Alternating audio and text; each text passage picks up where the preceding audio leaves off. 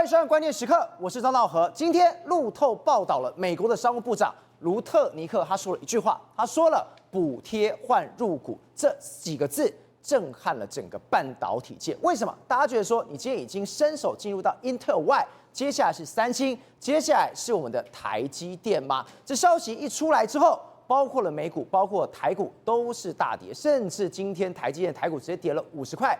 但是问题点是什么？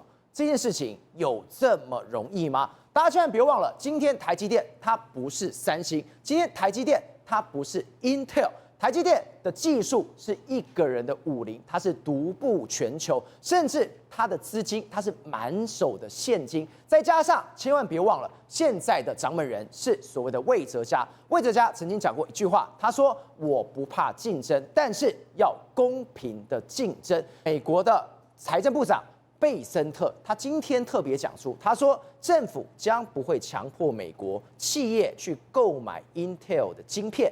这句话为什么重要？这句话代表意思是说，在未来的中美 AI 的战略上面，它不可能只靠所谓的 Intel， 还要靠的是台积电。现在是美国非常需要台积电的时刻。好，我们现在介绍今天的来宾，第一位财经专家黄世聪，大家好；时事评论员张宇轩，大家好；资深媒体人姚慧珍，大家好；资深媒体人吕国珍，大家好；专业专家林廷辉，大家好；桃园市议员黄敬平，大家平安。好，最后是林传媒的政治司法组召集人吴正峰，大家好。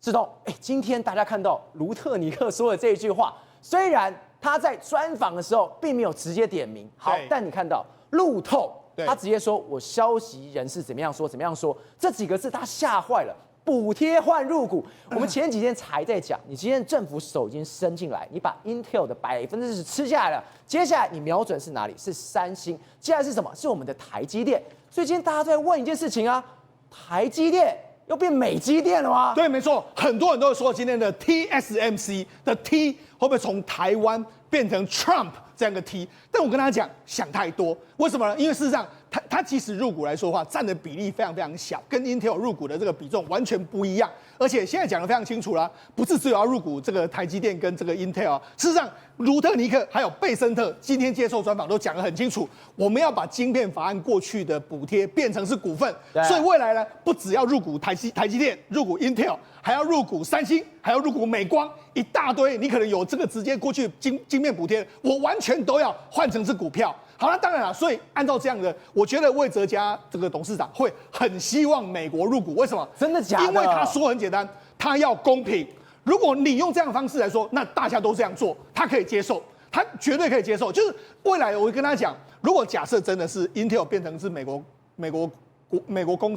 政府有股份，三星美国政府有股份，美光三星有美国美国政府有股份的时候，如果台积电没有的话，那是不是就不公平？所以他只要公平，如果大家有，大家用怎样的公平法则，我就怎样做就好。那另外一个就是大家很担心美国扶持 Intel 之后呢，会不会把这个台积电也打下去？对，事实上最担心的一点呢，今天呢贝森特讲得非常清楚，他说美国不会强迫美国企业呢购买这个 Intel 的晶片。简单来说啦，就是说他不会去介入这个企业的竞争，他们呢扶持 Intel 只是要让 Intel 不会死，而且让 Intel 呢能够在美国能够继续生产先进的晶片。所以我跟他讲，今天的利空其实并不是真正的太大利空，我觉得反而呢，在接下来这些变数都厘清之后呢，我觉得台积电还是可以走它继续一个人的这个武林。所以这样一路看下来，今天如果从魏哲家的说法过来说，我不怕竞争，但是要公平竞争。对，所以今天卢特尼克说的这些话，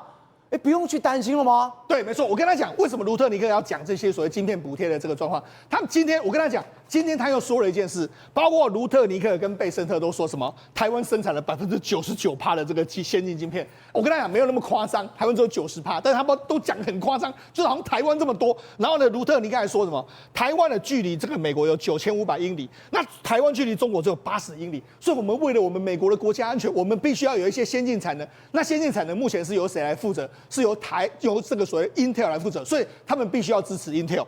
另外一个部分来说的话，他为什么要入股呢？因为很简单，川普就说我们要调整这个晶片法的这个补贴方式。过去晶片法是白白给这些所谓企业啊，所以呢，简单的来讲啦，川普的说法就是这样子，我们不能够白白给你，我们一定要获得什么，所以我变成是股份嘛，就变成是股份的话，变成股份跟白白给你两个不一样哦。白白给你是我没有获得什么，但变成股份的时候，我变成是股东。股东的话，照了，如果你是股东的话，台积电发股利，你可以分享到啊。对，所以变成我可以回馈给美国政府啊，回馈给美国纳税人，所以他又愿意要这样做。所以看起来的话，我跟他讲，未来这个美国政府入股台积电的这个事情来说，我觉得应该是很确定的一件事，只是说怎么去入股，那这个当然。我就说，台积电目前的说法就是说他们没有回应嘛，但是我相信魏哲家要的是公平原则，就是你用什么方式入股来说，大家条件都一致。好，那我们来讲，现在比较有明显的就是这个 Intel 嘛 ，Intel 目前为止市场的传言是说美国政府入股10%嘛，对，好，那这个10%怎么算？我算给大家看。第一个，因为美国目前为止来说，晶片法案的补贴呢，给了 Intel 大概80亿美金左右。另外一个，美国还给了这个 Intel 来说有35亿左右的这个国防部给他订单，所以等于美国政府直接跟间接补贴大概是110亿美金左右。好，那我110亿美金，我把它化成是股份嘛，那化成股份来说，你现在市值多少？它现在市值是1100亿嘛，所以110亿的1000亿是多少？就是除以10%嘛，所以它的入股10%就是这样来的，就是说你这样除以你的市值之后，我入股多少嘛？那台积电呢？很多人今天说，哎呀，台积电我变成美积电什么入股10%，我跟你讲大错特错。为什么？因为台积电一共拿了66亿美金，66亿美金来说，目前台积电的市值是在1兆美金，所以你66除以1兆来说的话，只有0.6%，所以股份非常非常少。我们行政院开发基金股份还有5%左右，所以它等于是小咖咖。小咖咖的话就不会有任何影响，所以没有所谓的台积电变成美积电这件事情。而且对美国来讲的话，台积电目前为止也是赚钱啊，台积电的这个美国厂都赚钱啊，所以他如果他要跟美国真的要跟中国竞争的时候，如果呢我把台积电打下去的时候，照我跟你讲，这个对这个美国来说反而不是一个最大利益的所在。那尤其是我们讲台积电为什么现在这个老心仔仔，我跟他讲，魏哲家讲了，你看只要条件一切公平。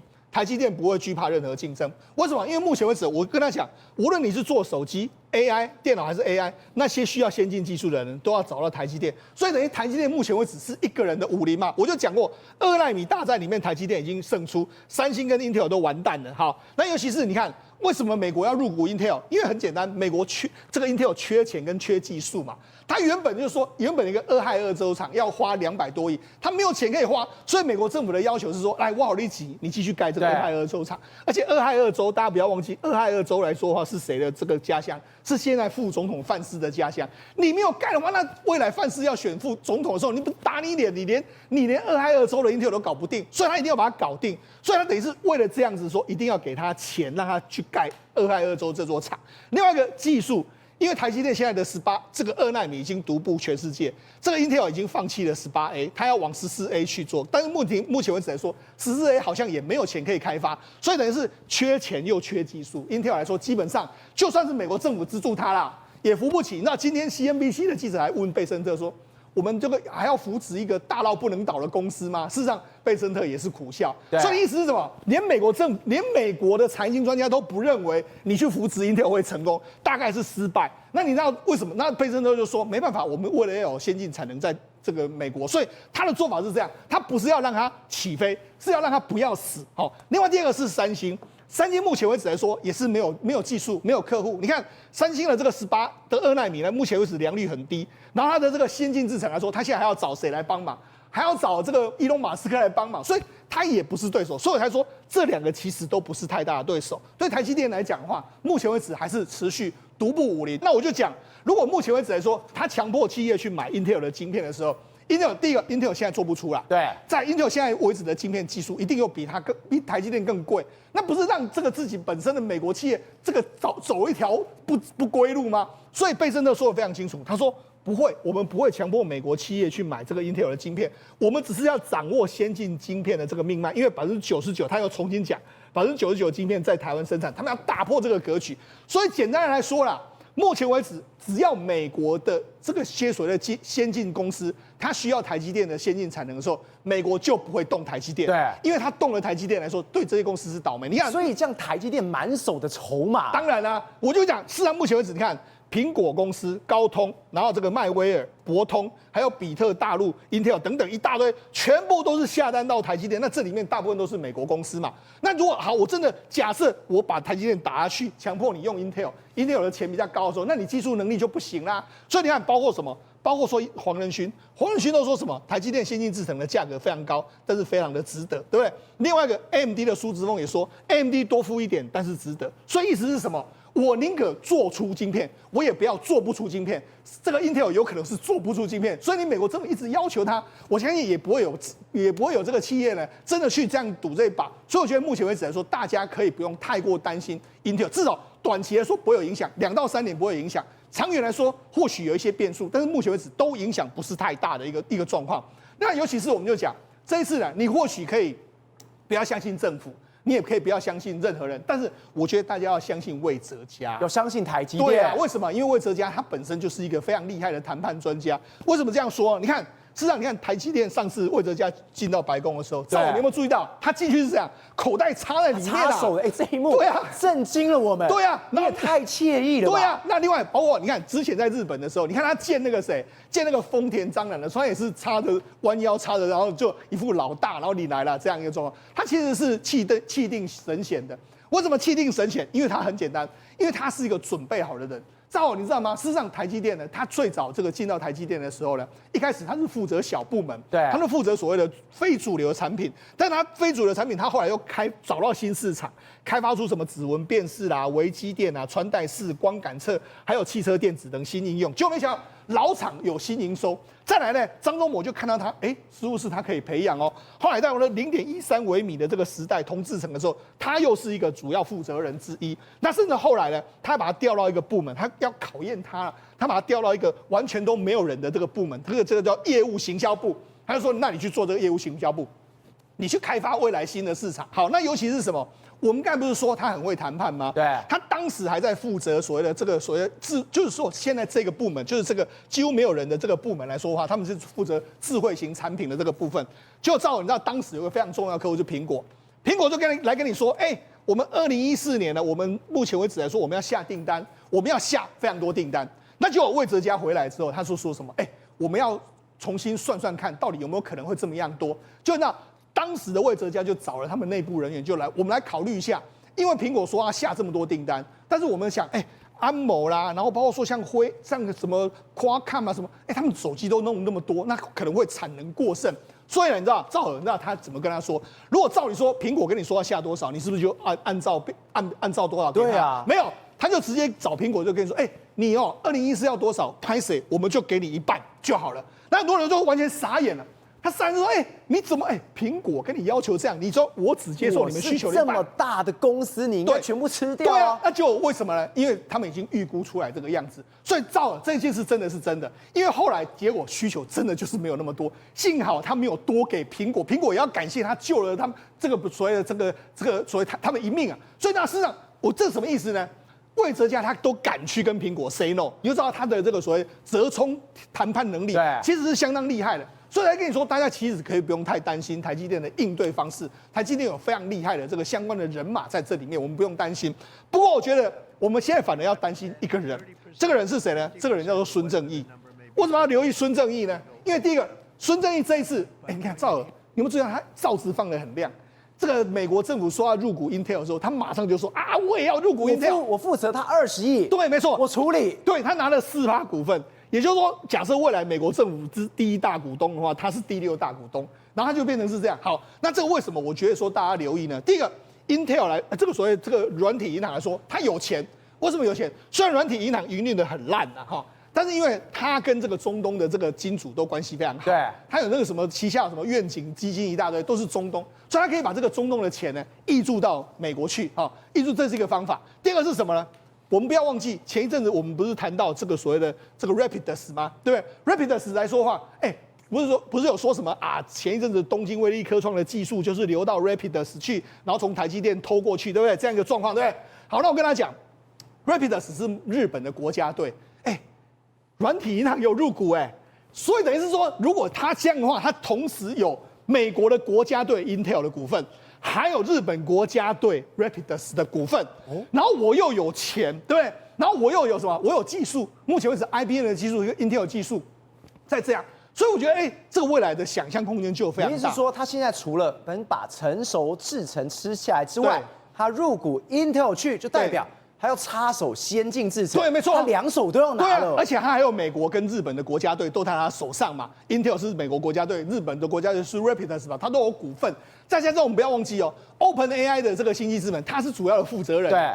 AI 订单也在我手上啊，所以来跟他讲，大家反而要留意的是这个孙正义。孙正义就是他反而因为为什么？因为孙正义现在俨然是川普的好妈鸡。你看川普他为什么会去入股 Intel？ 我觉得他一定是听到川普说什么啊，我就后来那边我来旁丢去。所以他说大家反而要留意孙正义的动作。孙正义会不会未来反而变成是盘活两个国家的半导体一个非常重要的人物？当然啦，眼前还有一个非常重要，就是这个所谓这个东京威力科创的社长要来台湾嘛。那台积电准备要给他求偿嘛，所以跟你讲，这就是什么牵走到美国、日本还有台湾半导体的这个竞合关系，可能会开始出现一个转变，尤其是孙正义的这个角色。所以跟他讲，虽然短期间之内，我觉得大家不用太过担心了，美积电这个事没有这个事情啦。那我觉得也要让美国政府入股啦，有美国政府有股票的话，对台积电也是一件好事啦。但是所以基本面不会有太大影响，但是长远来看，我们要留意孙正义未来的角色。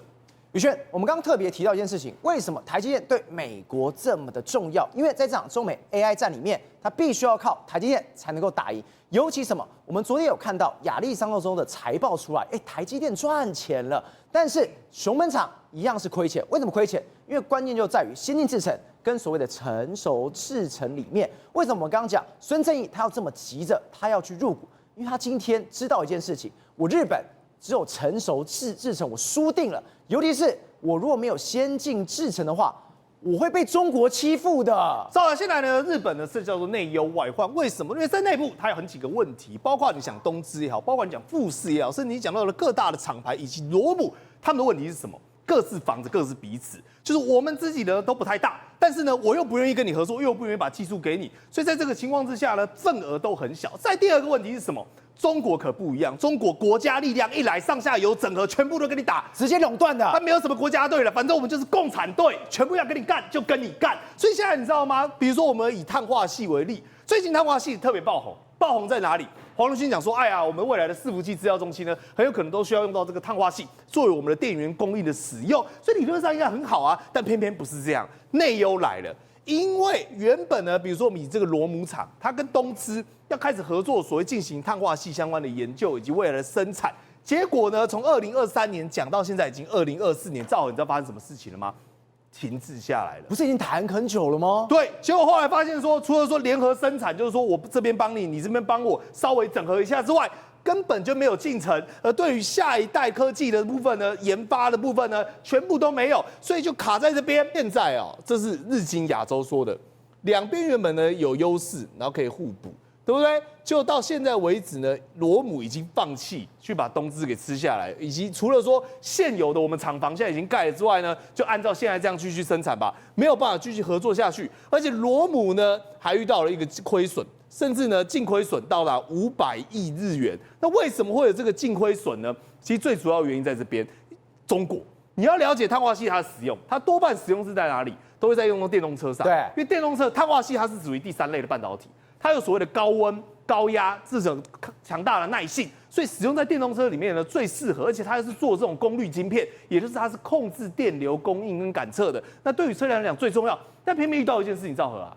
世界上生产电动车最多的国家在哪里？中国。吓死人！是中国不会跟你客气的嘛？中国的红潮就直接卷了过来了。对啊，我想那中国很可怕哦。他现在的确技术输日本哦，我要讲客观的，技术上输日本很远，但是它可以干嘛？上下游整合，它可以干嘛呢？我这些电动车就是我的主要市场，所以中国所有厂商都集中力量办大事嘛。那办完大事之后，他们要干嘛呢 ？Cost down, cost down, cost down。所以你看哦，这是原本碳化系的这个晶片的一个前景，从2024年、2025，你看逐年成长，对不对？对。但不好意思，蓝色的是去年的预估，红色的是今年的预估。你有没有发现一件事情？全部都被调降。为什么被调降？因为现在最担忧就是说，如果中国搅进这个池子里面来的话，搅乱一池春水，全部都被搅和了。中国可怕在哪里？比如说我们举这个例子好了，这个叫做 10K 天科和达，以及呢山东天悦。这2间公司，对，加起来，其实它技术都不跟日本比起来了都没有很优秀。因为你看哦，它主要研究的还是在单晶系，那碳化系基板呢，只是它是要准备要去进入到这个基板的这个状况。但问题是什么？它整合已经完成，也就是说，我从上下游日本哦，我们讲它还要研究说，比如说我这个厂房生产之后，我要交给下一个厂房，然后开始一个阶段一个阶段。中国不是，它没有跟你什么，它全部都端到端。换言之，我一条龙，我全部大家就是搞在一起。集中在一起，所以你看哦，日本现在最大的问题就是说，我们要如何去克服这些整合的问题？因为双边呢实力都不一致，那你整合的时候呢，互相叠房叠碎来，你看到这张表你就知道了，这是日本的哈。你看哦，第一名是什么？德国，第二名呢是美国，第三名呢是法国公司。日本，你看哦，这是人家占比17.5、8.5、7.0，日本结果都是什么？小于5，小于5，小于5。你说他第4名、第5名跟第9名加起来也才全球的15%，结果他们是这个力量是分散的。对，所以其实加总起来，他们也可以冲上第1名啊，也有机会挑战前3名啊。然后你看哦，反而是中国在这边，对不对？那因为它现在其实占额不大，但是它有可能未来会急起直追。所以你想想看哦，现在他们的营业率其实都还可以，就是说还有办法获利，大概呢我们讲的营业利率大概都10%。但是呢，未来份额都不到5%。那如果中国一旦崛起之后呢，加上毛利率在下降，那会变成怎么样？国正，从过去我们就可以看到，台积电包括张忠谋等等，在这个企业的经营权上面，他们打过非常多场战役，他们手下了非常多场的战役了。所以张忠谋的传记里面特别有一个章节就在谈如何保住经营权以及台积电经营权的故事，所以这件事情是非常重要。所以大家今天不用担心台积电开美积会变美积电这件事情不会发生，而是台积电其实它有一个护国神山，而且是2005年，早在20年前。张忠谋就已经留下了伏笔，他是经历了3场战争才会留下今天的结局，所以台积电会变成台湾人的台积电，是因为张忠谋当年做了3场战役，打赢了3场战役决定的。所以，我们今天来看台积电的大股东有谁？如果你摊开它的年报，第一大股东叫做花旗的信托账户，其实这是 ADR 在美国挂牌，所以我们每天晚上看到9点半美股开盘，在 ADR 交易的就是20%。对，所以它其实在美国，它不是真的有一个大股东持有这么多。那再来，我们看第一大真正的大股东6.38%，其实就是我们的国家的国发基金。再来往下，第二大股东其实就新加坡的国家基金。哇，新加坡其实靠这个收入收蛮多，账上就4000多亿，每年贡献他们1/5的国家收入。我讲的是新加坡 GIC 这家公司。再来下一家公司。第3大股东是挪威的主权基金，所以都是国家持有台积电，所以以后搞不好说美国主权基金也进来，然后排到第几我们不知道。但是我们有个护国神山，后面有护国神山是6.38%，所以它是一个护国神山后面的护国神山。所以张忠谋当年就是主张一定要有一个靠山，免得台积电被人家并购，免得台积电被开美积变美积电。那2022年的时候，你看当年。国家开发基金，台积电多感谢他，还提供这个马克杯给国发基金。你说就是这一个嘛？对，这个马克杯。2022年的时候，台积电35周年的时候，就可以提供这个35周年的纪念碑，告诉你，谢谢你一路挺我，当我的护国神山，挺了35年。所以到目前为止，我们国家。其实，在台积电董事会里面依然有董事席次。那我来讲3件官场战役。其实一开始台积电刚创立的时候，其实非常辛苦，募个13亿募得很辛苦。现在一天就不止13亿，1秒都不止13亿啊。对。那时候募的时候找不到人来募这个钱嘛，所以他就去找了飞利浦。那当时的飞利浦其实是做半导体的公司，其实他有心想要让台湾变成是飞利浦比较廉价的制造基地。对。所以就投资了台积电，它持有27.6%，那开发基金持的比较多，48.3%，还有一间民间的公司，那我们就不要再羞辱民间公司了。那投资这些之后，其实那时候飞利浦一度想要把它增到51%，他想要把台积电整个吃掉，变成台湾制造部门。当然，张忠谋知道这些事情，所以张忠谋一边给他好的价格，让飞利浦能够心动把股票卖掉，一边其实劝说他不要使用，因为当初投资台积电有一个协议，承诺一个协议叫优先承购权，就是有股东只要卖股票，一律可以要问飞利浦要不要先买。那飞利浦拥有第一个买股票的权利，所以很多股票都被飞利浦收在股票里面了，一度要增加51。所以张忠谋推动的时候，他还去找了王建煊说：“我们要怎么样让飞利浦请走？”所以他一度也跑去跟飞利浦沟通说：“你能不能持股放在45%以内？40%其实很大，占台积电非常大。”那对方原则接受，但是还是问一件事情：那我价格能不能卖好一点嘛？所以王建煊就说：“我们成立2个还不是1个评审小组，说把台积电的股票弄漂亮一点、高一点，让荷兰人能够心动说就把它卖掉，所以当初的市价大概17.8，是7到18左右，但是飞利浦提出了，我们后来协商的价格是21.79，还是不错哦，对，就3块钱左右。他就同意台积电在大概1994年的时候就上市成功了，那他说就开始卖出股票，最后飞利浦卖到50几块清空了，所以台积电算是这一场战役当中很厉害，他一边跟荷兰人交涉，一边让台积电的股票价格好一点，那终于让荷兰人清走，所以今天我们看不到荷兰的股票。荷兰持有台积电股票，就是因为张忠谋当年打了这场战役，所以这是今天台积电的第一战，如何守住台积电经营权的第一战。对，不然差一点变成核积电哦，所以变成荷兰在台湾的制造部门。在第二场战争是台积电到2005、2006年越做越好，营收已经100亿美金了，每年赚40亿美金，市值500亿，那现在20分之一啊，所以那时候就开始有人动脑筋了。所以高盛集团就宋学仁、张清芳的前夫就跑来跟你说，我告诉你啊，你们现在努力一辈子的，当然这是大家市场会说的话，就是努力一辈子，你最后还是打工仔啊！你要把公司变自己的啊！你们管理层可以 management buy out， 就是我借钱给你，你把股票把公司买下来，你把所有的股票全部市值500亿，那我借你700亿美金，其实是一笔大数目，然后你把所有股票买下来，台积电从此下市，由张忠谋这些人持有台积电家公司，如果台积电真的把它自己买下来，台积电就叫张积电，然后就前张忠谋下的公司。所以他思考1个月之后，张忠谋做一件事情，不要，我不要。他跟摩根士丹利的高层已经讲过这句话：如果我们管理层去买了这些公司的话，收购，当你通过那时候，就是管理权失去控制。管理层失去控制这家公司，代表你以后是没有办法控制这家公司的。这句话到底怎么说？因为你钱是跟人家借的，出钱的是财团，你即便收购成功，最后主权会被他们，因为你一直欠他利息，所以张忠谋没有私心，他就觉得说他不会想要把台积电变成这个，所以他决定去告诉开发基金怎么样吗？告诉开发基金，你不要再卖股票了。2005年的时候，它只剩6.4%哦，那时候已经一度，我们刚才讲嘛，48卖到剩6.4，对。但是他告诉开发基金，如果台积电你把它卖完了之后，台积电可能会被并购。所以今天我们为什么会看到，为什么不会被美积电？其实张忠谋打了这场仗，虽然他告诉开发基金不要再卖了，你一定要保持6.4%。所以也因为这个股权，所以台积电永远都是台湾人的台积电。宏观取材，厘清真相，犀利精准，深入剖析，时刻掌握关键新闻时事，不漏接。老时段，新气象，我是钟浩和，关键时刻2.0，全新出击。